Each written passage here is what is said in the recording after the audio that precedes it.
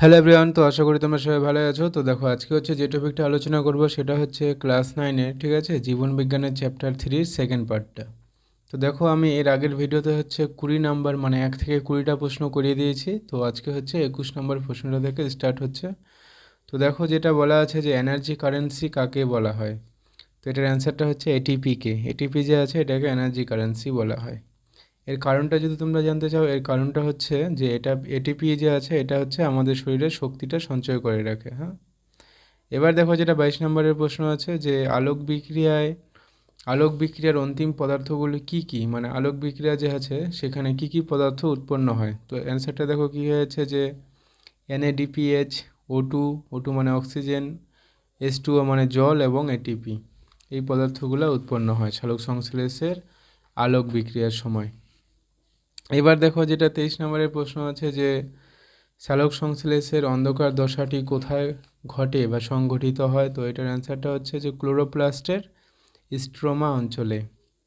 এবার দেখো, যেটা 24 নম্বরের প্রশ্ন যে অন্ধকার দশার প্রধান বৈশিষ্ট্যটি লেখো।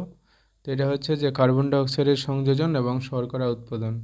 কার্বন ডাইঅক্সাইডটা যে নেয় উদ্ভিদ, ঠিক আছে, সালোক সংশ্লেষের সময়, তো এটা হচ্ছে সালোক সংশ্লেষের অন্ধকার দশায় সংযোজন ঘটে এবং এটা থেকে কি উৎপন্ন হয়, শর্করা বা গ্লুকোজ। এবার দেখো, যেটা 25 নম্বরের প্রশ্ন যে অন্ধকার বিক্রিয়াটি কি নামে পরিচিত। তো এটার অ্যান্সারটা হয়ে যাচ্ছে যে ব্ল্যাকম্যান বিক্রিয়া নামে পরিচিত। কারণ কি, দেখো, বিজ্ঞানী ব্ল্যাকম্যান প্রথম অন্ধকার বিক্রিয়াটি লক্ষ্য করেন। তো তিনি তার নাম অনুসারে আর কি এই বিক্রিয়াটির নাম হয় অন্ধকার বিক্রিয়া।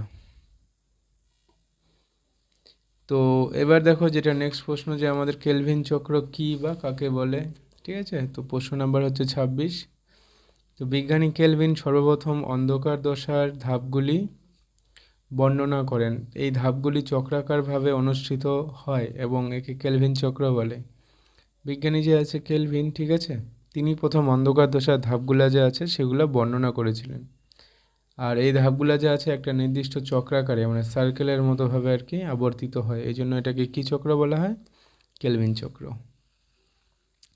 এবার দেখো, যেটা 26 নম্বরের প্রশ্ন যে কেলভিন চক্রে উৎপাদিত প্রথম স্থায়ী যৌগটির নাম লেখো। এটা খুবই ইম্পর্টেন্ট প্রশ্ন, পরীক্ষার সময় আসে। তো দেখো, এটার অ্যান্সারটা হচ্ছে পিজিএ, ফসফোগ্লিসারিক অ্যাসিড। পিজি এর পুরো নামটা এখানে লিখে দিয়েছি, ফসফোগ্লিসারিক অ্যাসিড।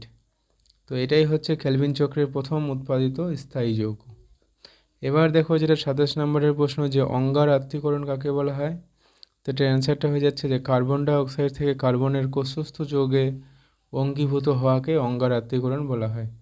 মানে কার্বন ডাইঅক্সাইডটা যা আছে, কার্বন ডাইঅক্সাইডের কার্বনটা, ঠিক আছে, অক্সিজেনটা না, এই যে এই কার্বনটা, কার্বন থেকে কার্বনের কোষস্থ যৌগে অঙ্গীভূত হওয়াকে মানে, ঠিক আছে, তো এই যে কার্বনটা আছে সেটা কোষস্থ যৌগের মধ্যে অঙ্গীভূত হওয়াকে হচ্ছে অঙ্গার আত্মীকরণ বলা হয়। এবার দেখো, যেটা 28 নম্বরের প্রশ্ন আছে যে অন্ধকার বিক্রিয়া উৎপন্ন পদার্থগুলোর নাম লেখো। তো দেখো, অন্ধকার বিক্রিয়ায় যেসব পদার্থ উৎপন্ন হয় সেগুলোর মধ্যে কী কী আছে, যে গ্লুকোজ আছে, এনএডিপি প্লাস আছে এবং এডিপি আছে। তো এইসব হচ্ছে সালোক সংশ্লেষের অন্ধকার বিক্রিয়ার সময় উৎপন্ন কয়েকটা পদার্থ। তো এবার দেখো, যেটা 29 নম্বরের প্রশ্ন যে পিজিএএলডি এর পুরো নাম কি। তো এটার অ্যান্সারটা হয়ে যাচ্ছে দেখো যে ফসফোগ্লিসারালডিহাইড। পিজিএএলডির পুরো নাম হয়ে যাচ্ছে ফসফোগ্লিসারালডিহাইড, অনেক বড় নাম, ঠিক আছে, মনে রাখবে। এরপরে দেখো, যেটা 30 নম্বরের প্রশ্ন আছে যে রুবিস্কো এর পুরো নাম কি। RUBISCO, রুবিস্কো এর পুরো নাম কি। এটার অ্যান্সারটা হয়ে যাচ্ছে যে রাইবোলোজ, ঠিক আছে, 1,5 বিসফসফেট কার্বক্সিলেজ, তারপরে কি আছে অক্সিজেনাস, ঠিক আছে, অক্সিজেনাস। তো এটা হচ্ছে পুরো নামটা, যে রুবিস্কোর পুরো নাম। তো এটাই দেখো, যদি আমরা বাংলায় পড়ি তো এটাই হয়ে যাচ্ছে রাইবোলোজ 1,5 বিসফসফেট কার্বক্সিলেজ অক্সিজেনাস। এবার দেখো, যেটা 31 নম্বরের প্রশ্ন আছে যে সালোক সংশ্লেষের তাৎপর্য লেখো। মানে সালোক সংশ্লেষের ফলে কি কি ঘটনা ঘটে বা কি কি উপকৃত হয় সেই জিনিসটা আর কি বলতে বলেছে। তো দেখো, যে কি কি হয়, যে সৌরশক্তির আবদ্ধকরণ এবং খাদ্যের মধ্যে অস্থিতিক শক্তিতে রূপান্তর। সূর্যের যে আলোটা আছে সেটা হচ্ছে আবদ্ধকরণ হয় কোথায়, সালোক সংশ্লেষের ফলে গাছের খাদ্য তৈরির সময়, ঠিক আছে। তারপরে দেখো, ওটাই বলছে যে খাদ্যের মধ্যে শক্তিরূপে সঞ্চিত রাখে। তারপরে দেখো, যেটা 2 নম্বরে আছে যে অক্সিজেন O2 দিয়ে অক্সিজেন, CO2 দিয়ে হচ্ছে কার্বন ডাইঅক্সাইডের ভারসাম্য রক্ষা হয়।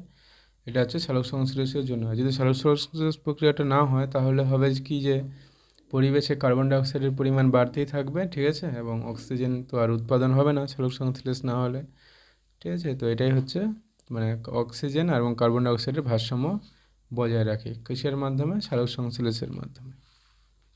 এবার দেখো যেটা হচ্ছে যে টপিকটা নিয়ে আলোচনা করা হবে সেটা হচ্ছে খনিজ পুষ্টি।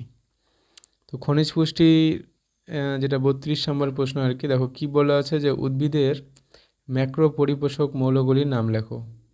ম্যাক্রো মানে হচ্ছে এই পুরো এই পরিপোষকগুলো অধিক পরিমাণে লাগবে উদ্ভিদের ক্ষেত্রে, মানে বেশি করে লাগবে, ঠিক আছে। তো দেখো কী কী আছে, CHO, NPK, S, Mg এবং Ca। সি দিয়ে তো আমরা জানি কার্বন, S দিয়ে হাইড্রোজেন, O দিয়ে অক্সিজেন, N দিয়ে নাইট্রোজেন, P দিয়ে ফসফরাস, K দিয়ে পটাশিয়াম, S দিয়ে সালফার, Mg দিয়ে কী হয়? ম্যাগনেসিয়াম এবং Ca দিয়ে হচ্ছে ক্যালসিয়াম।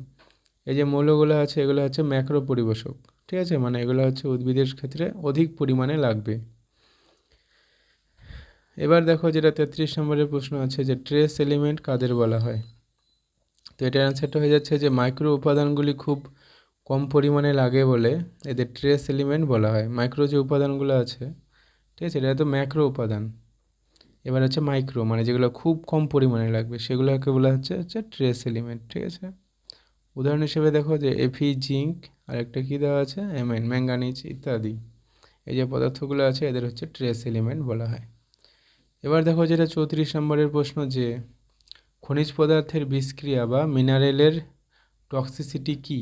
তো এটার অ্যান্সারটা হয়ে যাচ্ছে যে ট্রেস এলিমেন্টগুলি অধিক পরিমাণে উদ্ভিদের দেহে গৃহীত হলে তা উদ্ভিদের পক্ষে ক্ষতিকর হয়, একে খনিজ পদার্থের বিষক্রিয়া বলা হয়।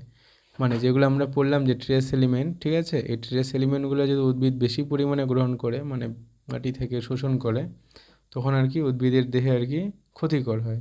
এটাকেই বলছে মিনারেলের টক্সিসিটি বা হচ্ছে খনিজ পদার্থের বিষক্রিয়া। তো দেখো এবার হচ্ছে যেটা 35 নম্বরের প্রশ্ন যে প্রোটোপ্লাজমকে জীবনের ভৌত ভিত্তি কে বলেছেন। তো এটার অ্যান্সারটা হয়ে যাচ্ছে যে বিজ্ঞানী হাক্সলে। এবার হচ্ছে 36 নম্বরের প্রশ্ন যে ক্লোরোফিলে কোন ধাতব উপাদানটি থাকে। এটা হচ্ছে খুবই ইম্পর্টেন্ট প্রশ্ন। এটা শুধুমাত্র তোমাদের মানে স্কুলের জন্য না, এটা হচ্ছে যে কোনো চাকরির পরীক্ষার জন্য এই প্রশ্নটা ইম্পর্টেন্ট। কারণ কি বলো তো, এটা হচ্ছে মনে করো যে অনেকবার হচ্ছে চাকরির পরীক্ষায় এসেছে এই প্রশ্নটা। ক্লোরোফিলে কোন ধাতব উপাদানটি থাকে। তো এটার অ্যান্সারটা হয়ে যাচ্ছে যে ম্যাগনেসিয়াম। সংকেতটা কি দেখো বলা আছে ম্যাগনেসিয়ামের Mg। তো যাই হোক আজকের মতো এই পর্যন্তই, আমাদের দেখা হচ্ছে নেক্সট ভিডিওতে, ঠিক আছে।